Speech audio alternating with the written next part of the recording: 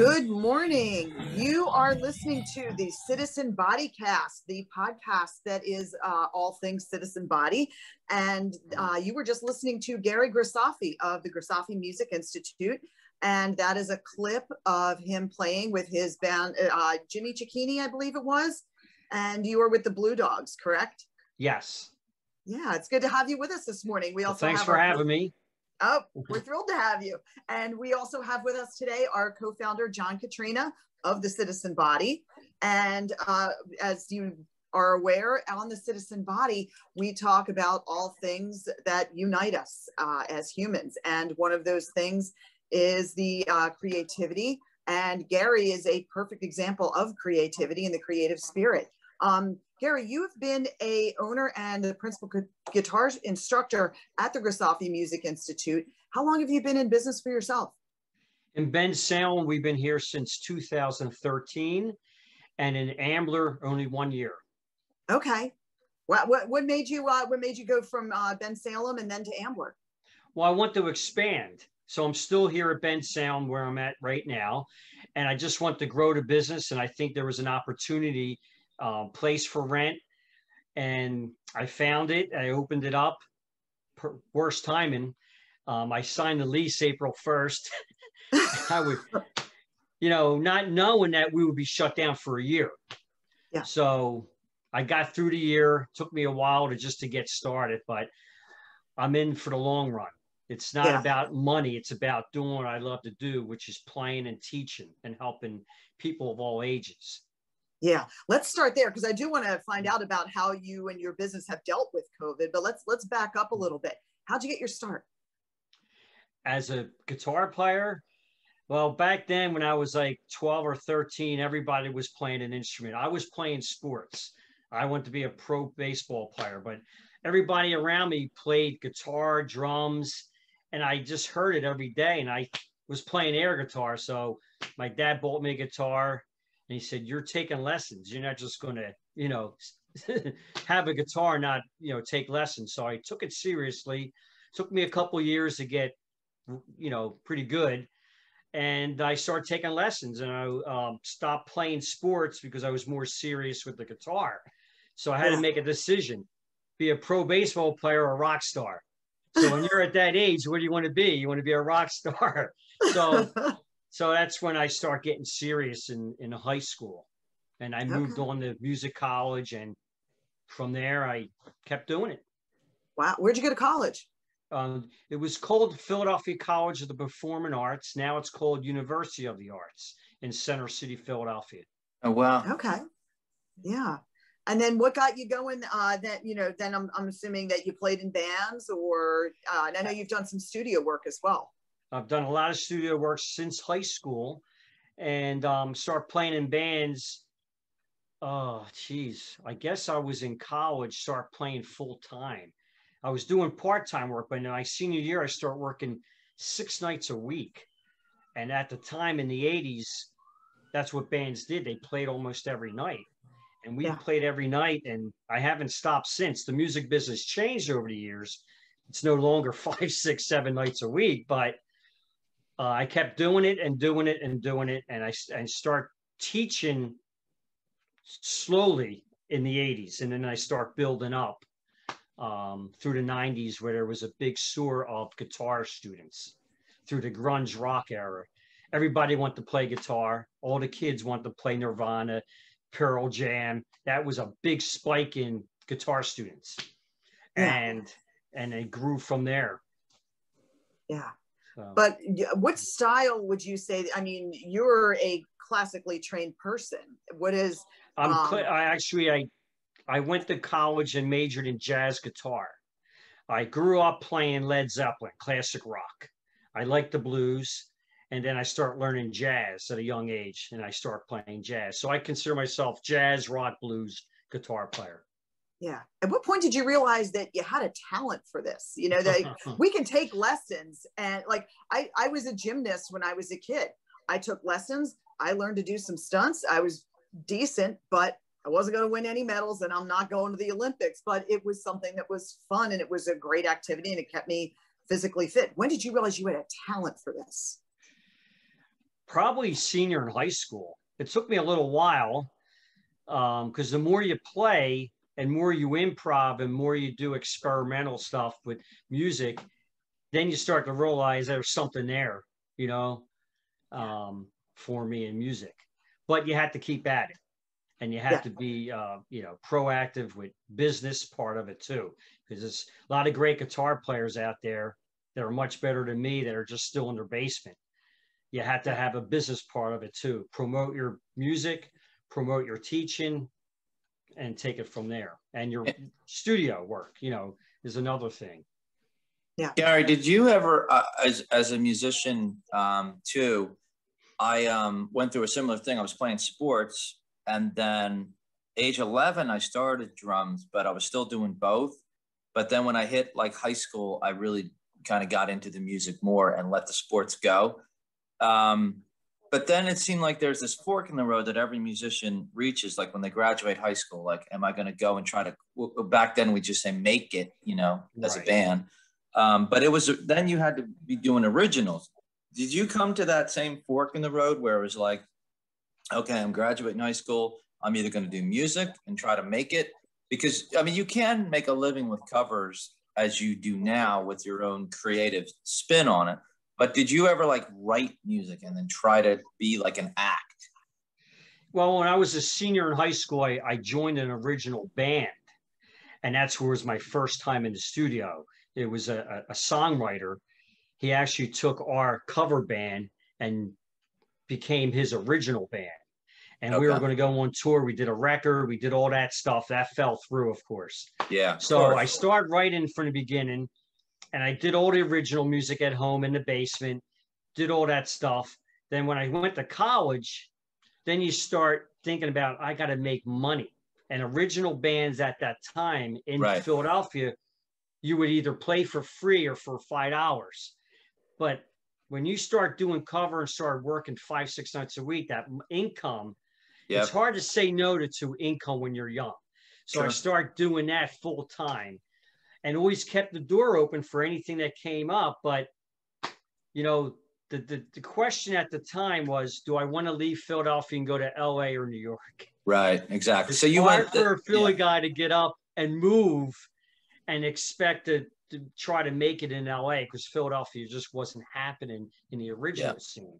Yep. So now, similar story. Yeah, I was just curious. I don't know a musician who didn't really go through that ended up very serious with it. You know, just started covers and stayed covers their whole career. So I just wanted to kind of make sure that I was understanding your history. Yeah, and you keep the door open. I've done records. I've done a lot of recording of the originals. Didn't do much with it.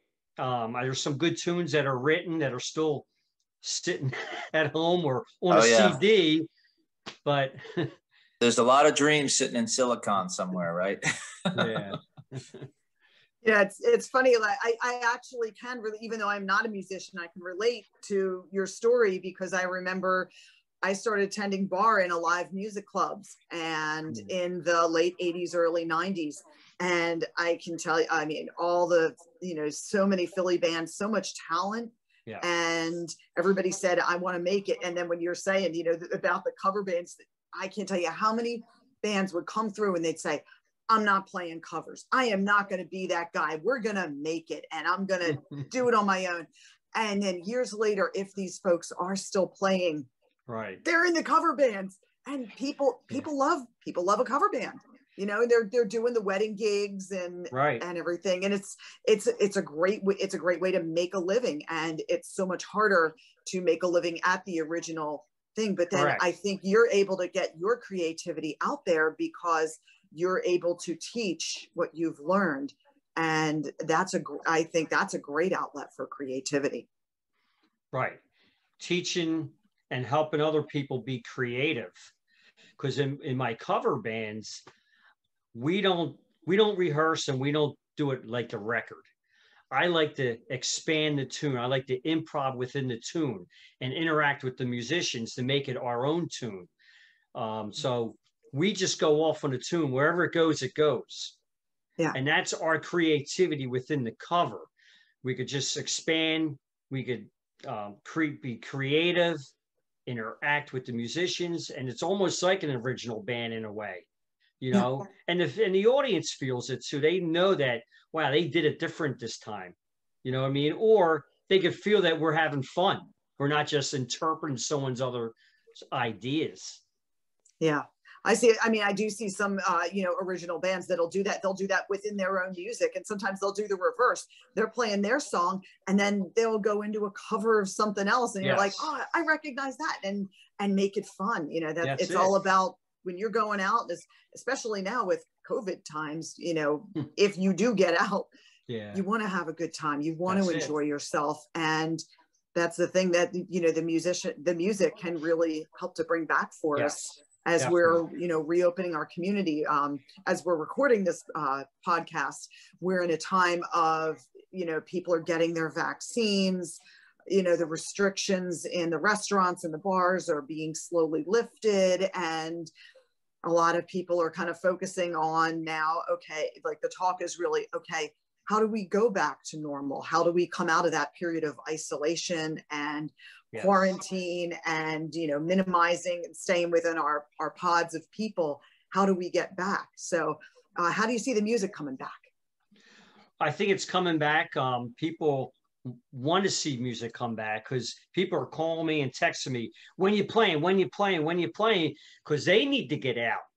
It's therapy. They need to get out and enjoy themselves and be back to normal. And music is one thing, the universal language. You could relate to it and have fun. And we have a lot of gigs lined up. They're all outside, but it's okay. I'll take the outside gigs, you know, because I always pray for the weather. But, you know, it's coming back slowly. I see bands on Facebook advertising their gigs coming up. So it's coming back because the people want to see live music. They want to be involved. They want to have fun. I did my first open mic in probably 6 to 8 months. And Sunday night, it was a blast. Everyone just had, you know, they had the place spread out, the tables spread out. And, you know, people had their masks on if they weren't eating. And they sanitized the mic in between, or you bring your own mic. Well, he actually took the mic cover off and cleaned the inside and the out, which I thought was good. Good idea. Or you bring your own mic. So, you know, there is a way to transition back. And me, as I was going once a week, I was going to an open mic just to, you know, just for the rush, you know, and just for the experience. And that stopped completely. Then there was a brief period where I started going to an outdoor place, but then they shut that down.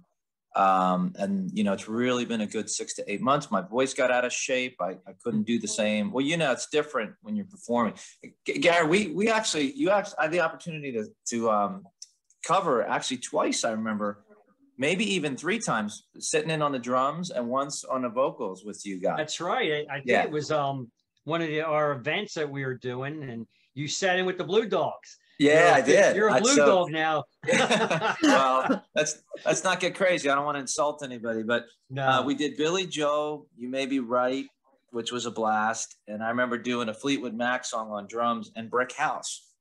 So we crossed over in some events too. It was a lot of fun. But I wanted to make one quick point about the creativity. One of the major processes that we call philosophic technology with the citizen body is we have to always take what work other people have done, their creative work, whether it's, you know, in theology or philosophy or any type of creative art like music. And it's we think it's incumbent upon us to build upon it in some way, to take the good work that's been done and keep moving it, advancing it forward. And I think that's what you're doing with your music, is when you're taking a Steely Dan song. And we had I think the clip that was in the intro, was that the Steely Dan one, or is that going to be a different one? I believe that was a Steely Dan in the middle of the tune or near the end, where we just went off and improv. Okay. Yeah. So it's not, you know, to me, there's a larger process at play there, which is like human beings have done great work throughout history. It's incumbent upon us to always try to look and do something new and advance it even more if we can. Doesn't mean we're always going to succeed, but the process is a healthy one that we think if more human beings were involved in that process, it's a more constructive use of human energy than, you know, some of the stuff that's going on now with the vitriol and the yelling at each other and hating each other and all that. Because when you're focused your energy on one thing, you can't simultaneously be focused on hating people while you're focusing on trying to make some better creation out of a creation. You know what I mean? Yes. So well said, John. Thanks, man. You know, and also trying. at the citizen body, a lot of what we try to do also, we kind of focus on, you know, being able to execute what John's talking about by our shop small, eat small, vote small, art small, and news small. So today we're talking about art small. And Gary, tell us a little bit more about the business side. So Grisafi Music Institute, I know you teach guitar. I see some drums there in the background as well. What else can we expect to see from your business? Well, at both schools, we teach mostly all instruments. The main instruments, guitar, piano, drums, voice. We also have woodwind, saxophone, clarinet, flute, okay, ukulele. So we focus on those instruments. They're all one-on-one private lessons. So the Ben Salem School, I said, we teach ages from 5 to 80. Most of my students are adults. It's changed since the 90s. Because adults there's three things. They had dreams, they had a bucket list, or they have more time now, or they use it as music therapy, whether it's physical therapy or mental therapy. You know, I have a couple 80-year-old students, a lot in their 70s, where it really helps them focus mentally and then physically. I know one student who had a stroke. After 2 years of playing guitar, he says he could hold his pick now. And without dropping it, he could actually move. He has more mobility in his fingers. So, and then of course, the kids don't realize it, but it does help them in math and in anything really in school. You know, I know when I was a kid, I was very, very quiet. And I think music opened me up a little bit over time. I was very shy. And I think being interactive with people, teaching and entertaining, helped me open up a little bit, you know, but it does help people of all ages. So the music part and the business part, you know, two different things. I had to be a business-minded person too. I had to be creative, how to promote my business. That's always the toughest part. How do I get new students? You know, so being a business owner is not easy, especially nowadays. With this pandemic going on, it's very tough for a business like mine, since it's not a retail business.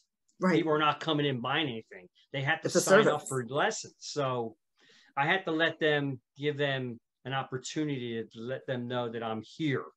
Let them know that there is an activity they could do at home if they are, you know, stuck in the house during the pandemic.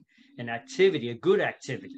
Instead of just watching TV all day, they could be creative, and that creativity could help them in other things like business. You know, a business owner has to be creative. Yeah.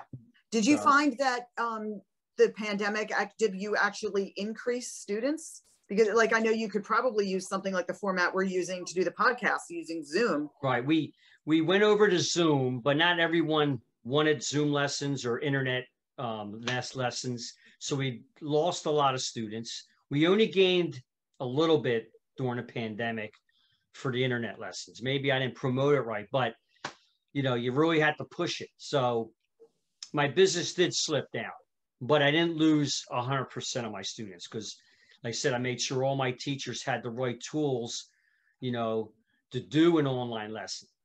Yeah. You know, they needed this, they needed that, they needed a space, whether they could do it at home or here at the school.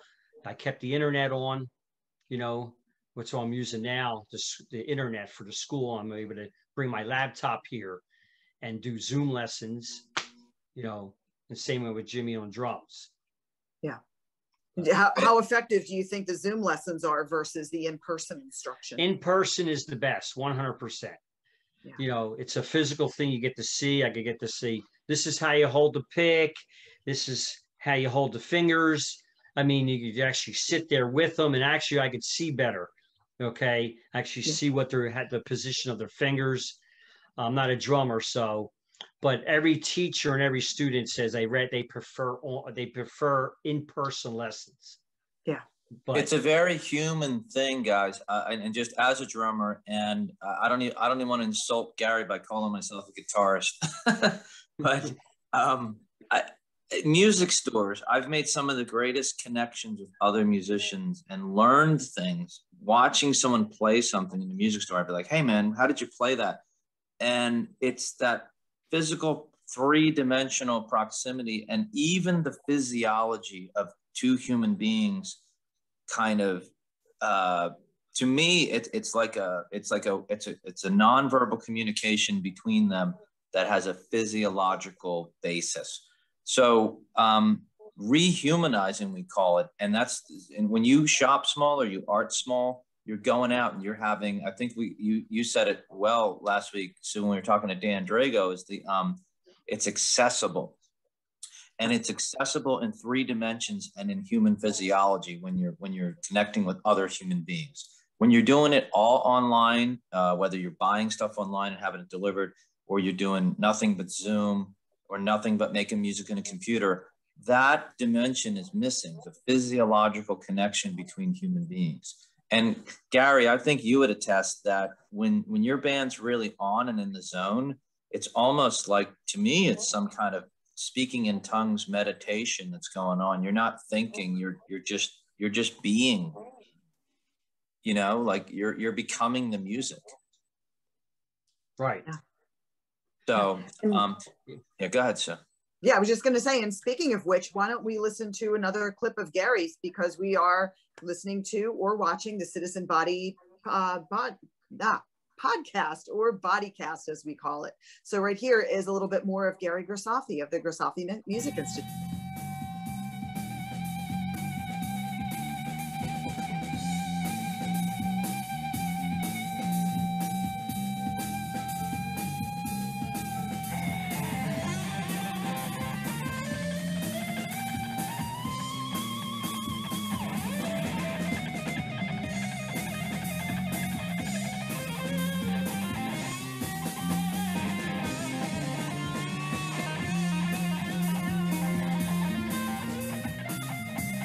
And again, you are with the Citizen Bodycast today. My name is Suzanne Hill, and with me today is our co-founder, John Katrina. And of course, as you were just watching, our special guest today, Gary Grisafi of the Grisafi Music Institute. And prior to the break, we were just talking about, music and business and the in-person connection, which is so important with music. And I got to tell you, Gary, my boyfriend and I bought instruments. We got a ukulele and a banjo, and we were going to teach ourselves how to play. And then some certain things with life got in the way. It was well pre-pandemic, and I'm looking at them right over there, and they are sitting upright. And I got to tell you, I am dying to get onto that ukulele. And I've been into the music store a few times. I've bought like the things with like the sheet that kind of teaches you like the fingering and the chords and everything. And I realized that doesn't work for me. I need somebody to teach me how to do it. And I also feel like that personal thing, like, knowing that if I have a lesson once a week, I'm accountable. And it's just like, all three of us talked about it. We've all played sports, and there's something that holds you accountable. If I don't practice and I show up, it's obvious to the rest of the team. And it's going to be the same way with my music instructor. If I haven't put the work in and practiced and tried to learn, when you've got that person that helps you to hold yourself accountable, and it helps you to achieve your goals. Because if you don't make a plan, you don't do things, then they don't get done. And I think I'm going to talk to you soon about the ukulele lessons, because I've really been hoping to do it. And I'm watching it collect dust. And this is, it either tells me I need to clean the house or I need to get off my butt and come out to the studio with you. Yes. Then the lessons do help, because I know a lot of students who come in, they tried the internet thing and it's not clicking, something's missing. So when they come in, they have a structured lesson. I go right through everything that I teach every student. And then they have a plan of attack, what they're going to do at home.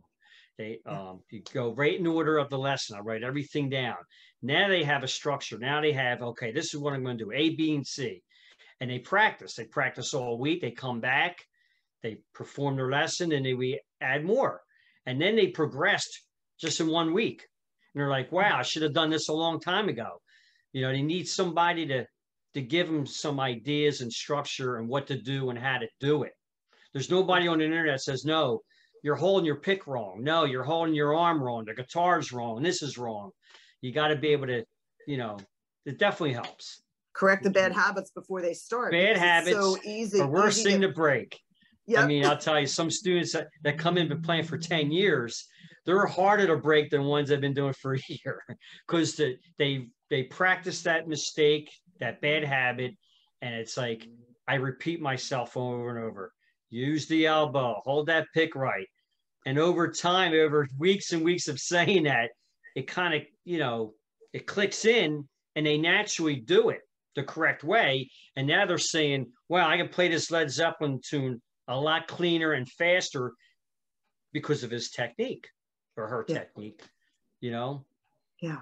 So taking lessons, you really learn more, you know, not just the instrument, not just, do you also teach reading music?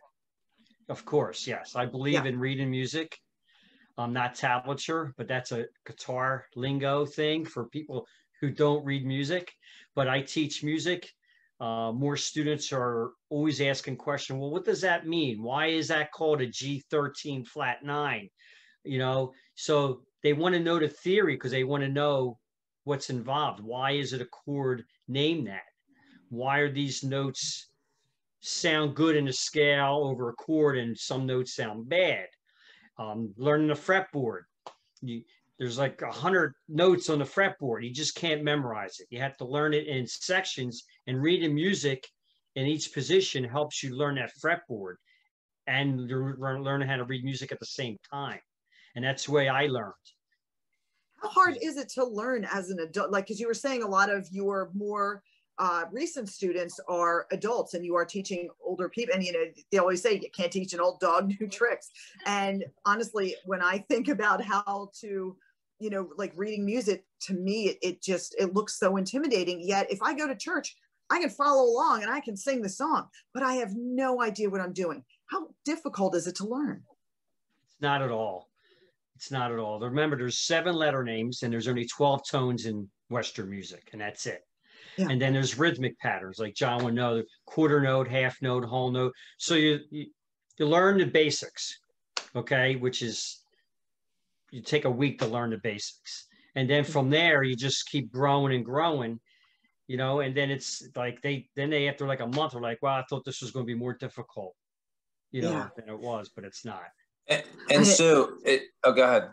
Yeah, I was just going to say, I kind of freak myself out a little bit about the music, because for me, like something like that just seems so hard to learn. And now I have a baby girl and we have that little xylophone with the red and the orange and the yellow, and it's a rainbow, and it's all the notes, and I can play along to the Sound of Music when it's on TV a little bit. I'm not very good, but I can do it. And then I'm like, I don't think it's not as hard, but you definitely have to put the work in.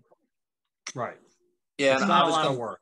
Go ahead, John. I was just going to say, guys, that along with our theme in Citizen Body of everything connects, is like, you've probably seen the memes of where they have like food words and they showed the time signatures that they represent. Have you seen that, Gary? Oh, it's pretty cool. So they'll have something like pizza, right? And in music, when you're reading music, so you have time signatures. So that's, you know, if it's 4/4 time, quarter note gets 1 beat, and there's 4 beats per measure. Well, pizza is in 2/4 time signatures. So when we speak, we actually speak, words have rhythm to them. So pizza, pizza, pizza, 1, 2, 1, 2, 1, 2 is how you would count that time signature. 4/4, which is 4 beats per measure, it might be something like mozzarella, mozzarella, mozzarella, 1, 2, 3, 4. But this is true. Pineapple. That's good. Pineapple would be 3/4, 3 beats per measure. Quarter note gets 1 beat. So it's pineapple, pineapple, pineapple, or triplet, triplet. I didn't even realize this, and I'm a drummer my whole life, but I realized that our words, our language itself and I'm sure you can do this with other languages, actually has some of the rhythmic essentials of music built into it. So when we're just saying a word like pineapple, we just spoke in 3/4 time. And you even know that. That's great. Yeah. Your assignment this week is 7/4. Find me a word in 7/4. There's a word for it. I think it's COVID-19. No, COVID-19. COVID-19. No, there was one that was actually, it's something like, it's like pomegranate pie. 5/4 would be like pomegranate pie. Like there, you can find it. That's 7/4 cool. is That's there. cool. Yeah, it's very cool. Yeah. And even when you're in high school and we're learning, you know, when we were learning poetry and everything like haiku, you know, 5/7/5, and you know, a lot of times you're trying to write them, and then maybe you write one that's a little inappropriate or something like that. But you learn to put the words together to make the music, to make the phrase sound in that 5/7/5 measure. Yeah. And you're like, all right, how can I put, you know, sometimes you just put like, you know, one syllable, something or other, just to make it fit. Yeah. So with business, what have you found has been the most effective way to get, you know, is it, do you get clients mostly like by referral, word of mouth? Do you use radio advertisements? Like what's your strategy? Well, here at Ben Sound, since I've been here for almost 8 years, I'm able to figure out what works here. In the beginning, it was word of mouth. The second thing was I was in a great location where I got a lot of windows, and people were across the street at the local store or downstairs at the local store, and they saw my signs in the window. Okay. That's the number 2. I mean, the best way of doing it. I tried everything. You know, I tried the old advertising, the newspapers. I mean, I'm doing the value pack now in Ambler, and that's a little bit, it's working a little bit. You know, when if people open up the value packs, they get all the coupons. So I'm trying everything. I did the church bulletins, the coffee shop magazines. So it's not easy. So I said word of mouth and a visual at the store, whether it's a signage outside or in the window, is the best way right now. What about social media, Gary? Did you do? You know what? I do all social media. I don't know if I've gotten any students from Facebook, to be honest with you. And I got like 5 Facebook pages, you know, and I'm always advertising it. I even paid for those advertisements where it says, spend all this money and we guarantee we're going to reach out to all these people that want music lessons. Interesting. It doesn't work, to be honest with you. Wow. Nothing against Facebook, but I haven't got anyone that I know of that said, yeah, I saw you on Facebook. Interesting. So, yeah. Now I'm very familiar with Ambler, so I know that you're right on that main drag there. So it's a very walkable area of the neighborhood. What's your Ben Salem? Are you kind of like in the neighborhood, the community? It sounds like it's probably right on Bristol Pike. Right on Bristol Pike and right at Woodhaven Road exit. It's a very busy road. It's not a walkable road because across the street's a Wawa and there's a couple stores here, but you have to drive to it because there's no walkway. It's a busy street. So it's a busy area when traffic-wise for cars. And it's a great location from 95 Woodhaven Road and Street Road. It's easy to get to. So yeah. And at the citizen body, as we talk about, you know, we've been talking about Art Small and we've been talking about your business. We also talk about, you know, being more involved in our communities. And from what I understand, you are also a community leader. Is that true? Yes, I'm involved with local community, civic associations, RCOs, and other things.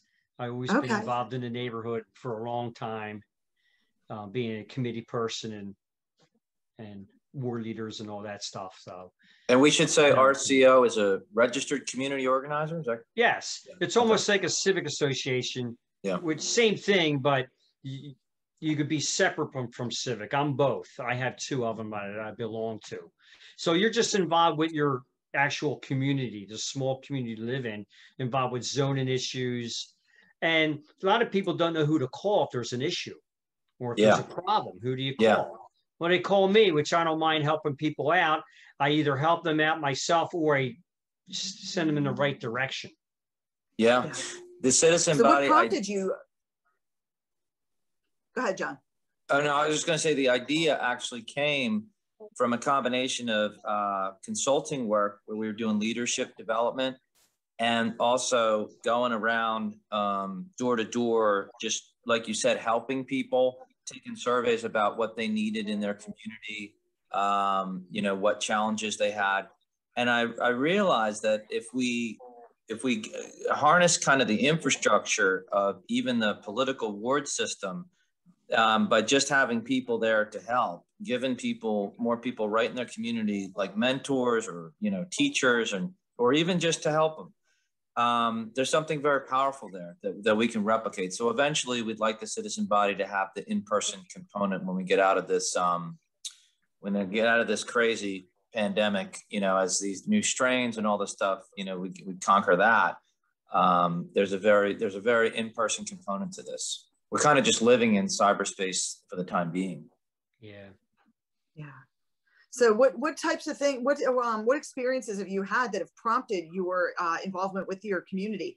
For those who may not be local to our Philadelphia area, Gary's Bensalem is an area that is in Northeast Philadelphia.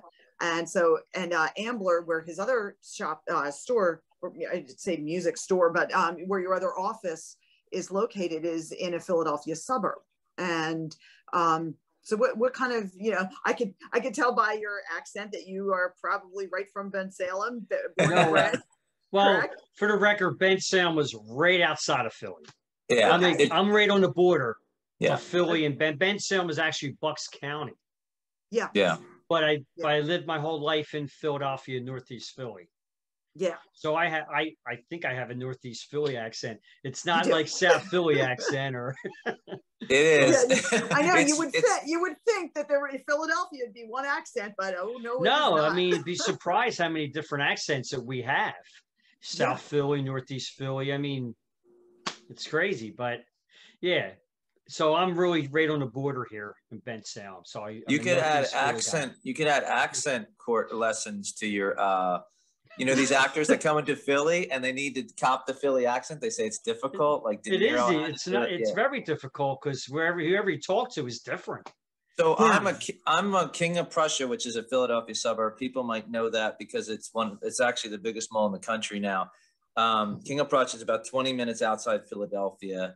And then I'm a transplant for about the last 18 years. I've been in Philadelphia, and people still tell me that I have a Philadelphia accent. I'm like, I don't know if I like hearing that, but it's definitely different than Gary's, right? How many times do you say yo a day? Yo. Oh, a lot. Yo. Yeah. Yo used to be like a hi. Hey, yo. Yo, usually followed by a man. Yeah. Yeah. So true. Yeah. But so you are a ward leader in Philadelphia. So you are in Philadelphia then? Like you live in Philadelphia? I live in Northeast Philly, yes. Yeah. Okay. And what kind of experiences have you had, like as a ward leader? What are some of your responsibilities? Well, part of it, besides getting out the vote, we won't get in the elections thing, is you're finding committee people who want to serve their actual district, which is a division inside a ward. The people who are firsthand in connection with their neighbors, because the neighbors sometimes need somebody to connect to. I need help with this. I need help with this. Well, I'll call the committee person. Committee person either solves it or calls me as a ward leader, and I solve it. We help out on elections where we find election board workers, the people who actually work inside the election board, who when you go vote, there's people behind a desk, they take your name, they say, okay, you vote in that machine. They're election board workers. We are responsible for filling those seats, whether they're elected, appointed, or whatever. It's really our responsibility. So I work with, the parties work together, both political parties. We work as a team. You're supposed to, but I do, to get things done, because you're serving your community. You want to make sure everyone has a voice, regardless of their political affiliation. Even though if my neighbor's a different party, I still want them to get out there and make sure they're able to vote. Yeah. So you have to be neutral when it comes to that stuff. Yeah. And that's and what especially I've always felt like in local elections where I always feel like my vote counts more than when I'm voting for president, because when I'm voting for president, I mean, I'm still showing up at the same place. It's the same woman who's, checking my signature and leading me over to pointing me to the proper voting booth. But I feel like when I vote for mayor of my town or my council, like my person who's going to represent my ward in council, I feel like my voice means a little bit more, because this is the community where I live. I don't live in Washington, D.C., and the president, whoever it may be at the time, is not the person who is making sure that my trash is collected on time, that, the neighborhood is clean and swept, and all the types of neighborhood issues that we may have. It's the people who are local, and those elections really are so important. They may not have the greatest attendance as when there's a presidential election or a senator, when we're, really hearing, the advertisements and, knowing who's there, just because they're always in our face in the media. It's not so much with the local elections, but it's so important to really know what's going on in your community and to be active in that.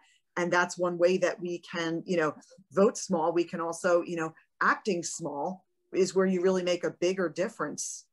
Right. And I've been saying what you just said for the last 25, 30 years. Politics is local. Yeah. And I tell people, when I see the turnout, every cycle, 4-year cycle, in, say, for example, Philly, there's 4 cycles. You got the presidential, you had the governor, you had the mayor, and then you have, like this year, district attorney and judges. So in that order is the turnout. So this year is the lowest turnout. They might get 12%. And I tell people, get out and vote. These are more important than a presidential election. These are local elections. And I've been telling people, just get out and vote. But for some reason, they only vote every 4 years. But they're not helping their neighborhood. They're not because the district council people can really help you, or your state representative can help you more than the president. I can make a phone call right now to your state rep. I could call the city councilman right now for help. Can't call the president. Yeah, and Gary, I'm really glad you said that, because we're working on a webinar for Vote Small, and there's this psychology of, we were around the 80s, so everything was go big or go home kind of thing. But it's not that small is less than or diminutive, as Sue, you were saying, and Dan, but the accessibility gives you more control. So your power can be exerted more locally than it can, at the federal level. And by the time all the media hype and it's like this big Super Bowl of politics is going on, you've lost like your place in it, really. You're just a kind of a cog at that point. So we're trying to get people, we hope to do this webinar where we encourage people. Did you say 12% turnout? That's abysmal for this cycle, which is DA and controller, right? DA, controller, and judges. Like, people, for some reason, don't think judges are important, but when you see cases being thrown out all the time, it's not about the police, it's about the judges throwing the cases out and the DA throwing. So, this is important. We have 4 years. If we think of what a debacle 2020 was, we have 4 years now, starting with this primary in the Philadelphia area. I guess the primaries are already going on, but to really start this vote small thing. And the funny thing is, Gary, I'm really glad you're on this podcast, because you do the art small thing, you do the shop small thing, you're a small business owner, you do the vote small things, you're a local ward leader and community organizer. The only other one we usually throw in is news small, which is, that's a little tougher, right? But that doesn't necessarily mean just local. That means more neutral too. News small being maybe not big corporate news. And we have a couple sources that we recommend. And we're actually going to have the co-founder of one of those on the podcast too. So this is how Citizen Body is trying to tie this all together. and you kind of embody a lot of what we're talking about. So you might have not realized that, but I think it's a great thing that people can see like living examples, you know, of what we're talking about. Right. Appreciate that. Yeah. Yeah, no problem. Yeah. So we're finishing up then. We've got Gary Grisafi of the Grisafi Music Institute. So I can see your number there is 215-633-1460. Do I have that right? Wow, that's good. My contacts is it right behind me? There you go. You got great eyes. Right behind you. Well, it's pretty big. Oh. Don't give her that much credit.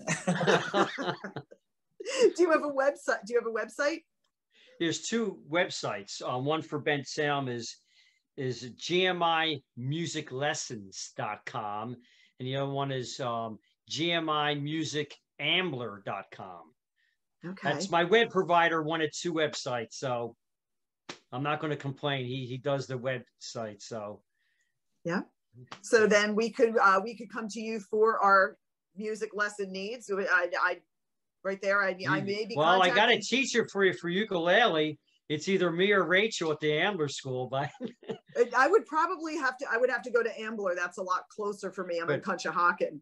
But if you come to me, I'll talk you into playing guitar. I could say you could do these solos now. Come on. I know, but is 4 strings easier than 6? No, well, it's just different. You don't want to compare instruments because it's apples and oranges. Because the ukulele compared to a guitar is different tuning, they're different strings. So if I would pick up the ukulele and play a D chord, it won't be a D chord. So I would have to learn a whole new set of chords.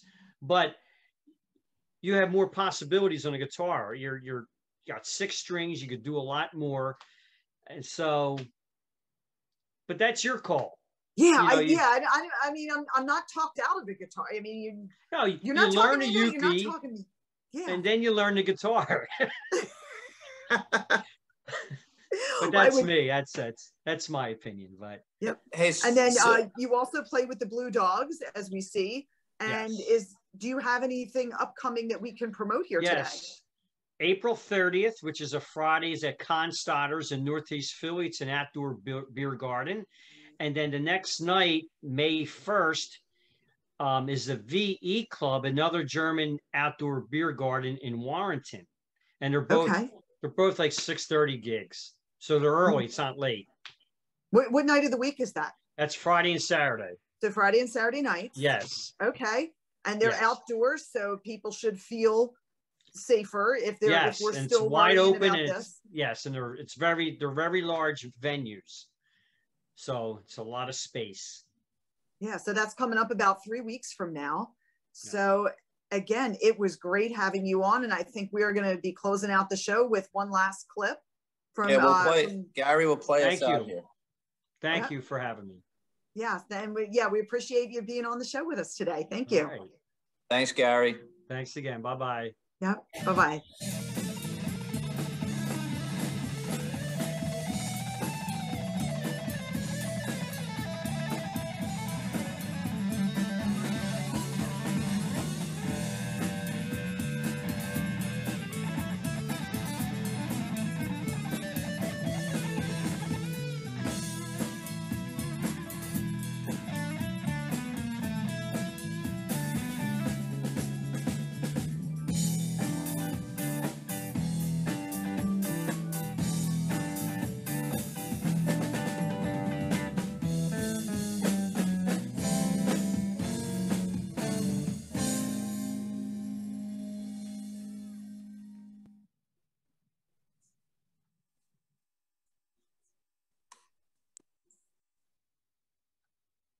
All right, what'd you think? Great. Yeah, I had to sit. This really